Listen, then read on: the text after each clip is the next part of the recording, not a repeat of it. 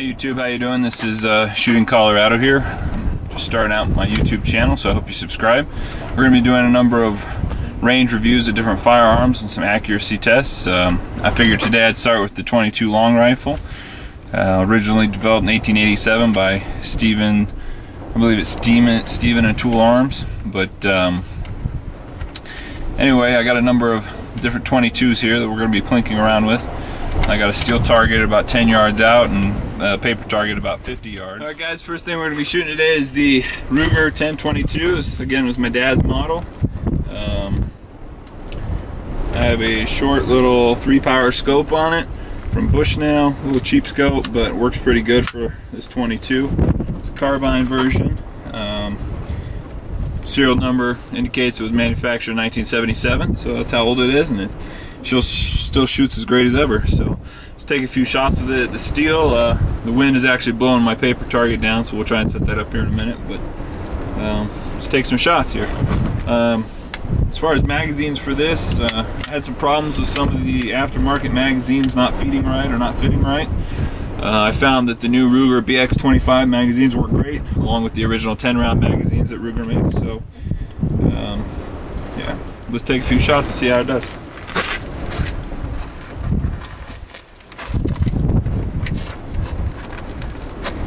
Make sure we put our eyes and ears on here. Range is hot.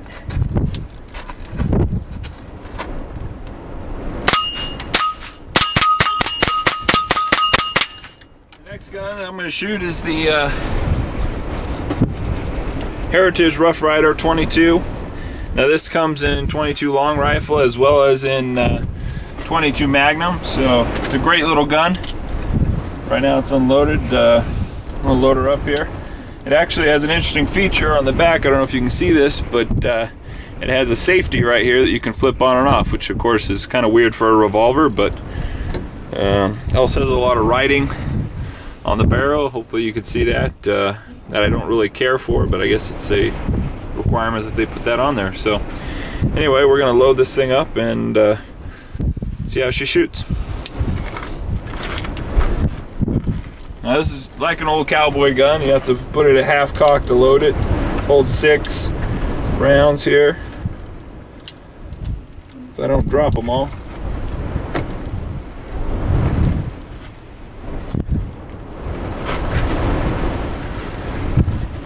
Alright, I'm back. So I had to pick up a couple rounds off the ground there, pull them off. Alright, we have 6. So now I've shot this as far as 50 yards at a steel plate. Usually I'll hit 2 or 3 out of 6 on that, but 6-inch barrel, it's decently accurate, but the sights aren't great. You know, it has the notch in the back and a plain target front sight. I painted a little red on the front sight just so I could see it better. But yeah, nice little gun. I think I picked it up for maybe $220, $250. So for a cheap plinking gun or a box gun or something like that, it does its job. So let's give it a try.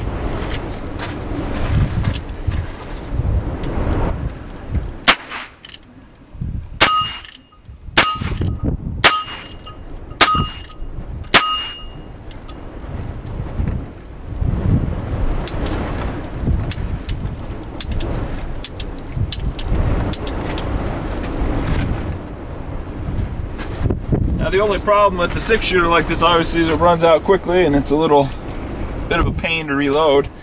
But it's fun. It gives you that classic nostalgic feeling of being a cowboy. I enjoy them. I like the bigger caliber single actions a little bit better. But you know, for the cost of ammo, there's nothing like plinking with some 22. So let's shoot this one more time here.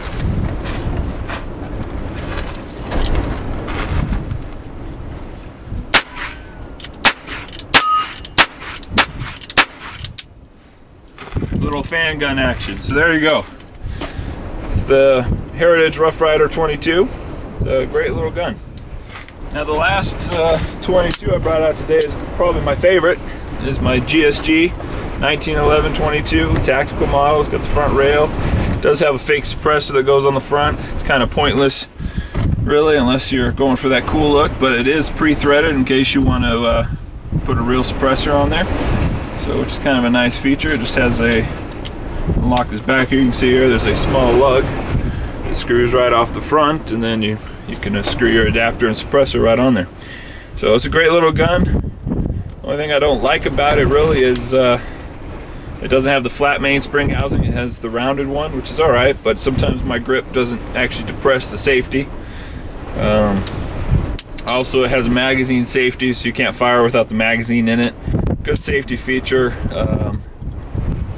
but not always useful. So take a few shots with it. You know, I practice with this a lot. I shoot USPSA target shooting, and this is a fun gun to practice with because cheap on ammo, and at the ranges you usually shoot USPSA just as accurate as my 45. So yeah, fun little gun. I used to have a Sig Sauer 22 Mosquito, which I really liked that gun as well as far as the feel and how accurate it was, but I had a lot of problems with it not working with certain kinds of ammos, you know, jamming and getting dirty really quickly, just not liking what I did. I sent it back to Sig Sauer once or twice and just didn't fix the problem, so I ended up trading that gun in actually for my Heritage Rough Rider 22, and then I got this GSG 1911.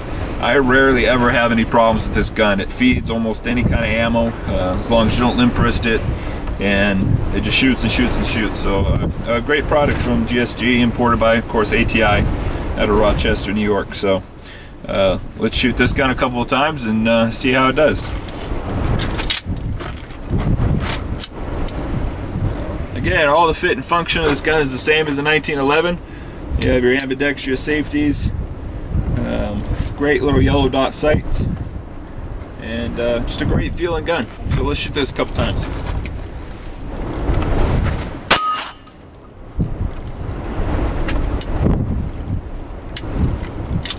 Oh, looks like this new ammunition maybe not be quite powerful enough.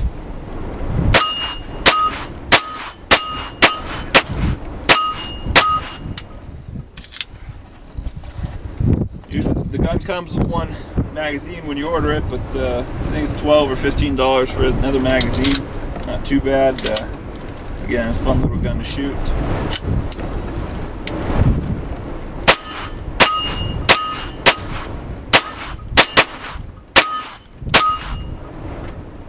Alright, there we go. We're empty. So, again, there's the GSG 1911. Hopefully you can see that fairly well. You know, if you're looking for a gun to practice with, or just something that's something different than your usual Ruger Mark III or Mark II or whatever you're shooting, that's a fun little gun. So remember, 22 can be a great way to have fun, inexpensive way. You can shoot, you know, 500 rounds for $15. It beats blowing through all your more expensive ammo, and it's also great for inexperienced shooters or younger shooters that may not like the recoil of more powerful guns. So if you're looking into getting something for fun like that, I wouldn't recommend it for personal defense, but for plinking and practicing around the range, you can't beat a 22. Alright guys, shooting Colorado back here. So I decided I was going to take a few shots at a little bit longer range, the 50-yard target. Now I got to set back up and see about the accuracy. And the wind is blowing a little at my back, probably 10-15 mile an hour gusts, so hopefully we'll do all right. But we'll take about 20 shots at the target and then go take a look. All right.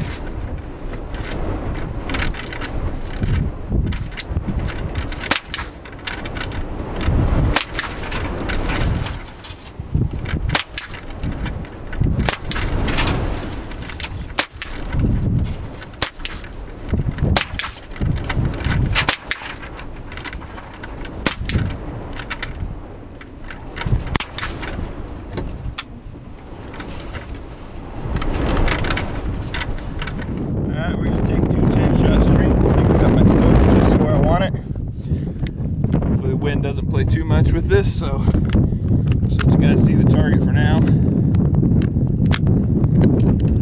Here we go.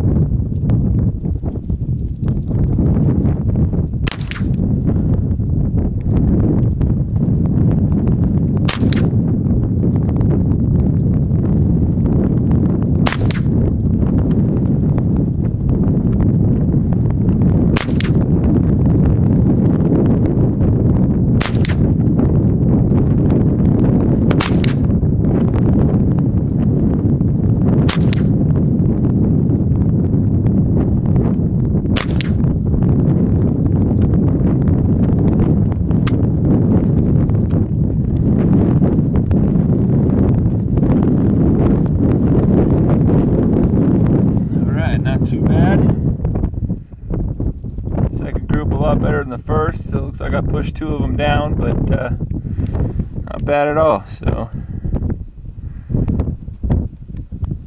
it's a distance about 50 yards. Remember, 22 is just as dangerous as any other type of firearm and can do real harm, so always be safe. Alright, well, this is Shooting Colorado. Hope you enjoyed today's episode, and we'll talk to you guys later.